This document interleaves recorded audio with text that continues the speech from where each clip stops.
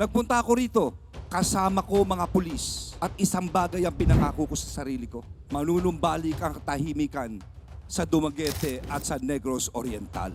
Ang gusto ko pong mangyari, maging bahagi siya ng isang gig economy. May panukalang batas ako kung saan yung mga rider magkakaroon din po ng 13-month pay, magkakaroon ng PhilHealth at magkakaroon ng SSS coverage. Gusto na ako ipabalo sa inyo nga tuloy ang laban ni Manny Pacquiao para sa mga pobreng tao.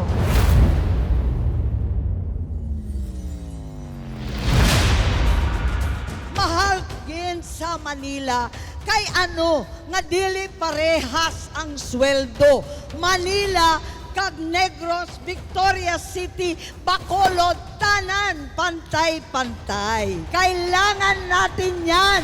Walang iwanan. Sinantabi nila na ang kanilang sarili na political ambition, political party upang magkaisa lahat para maging matibay, maganda ang kanilang performance pagdating nila sa Senado.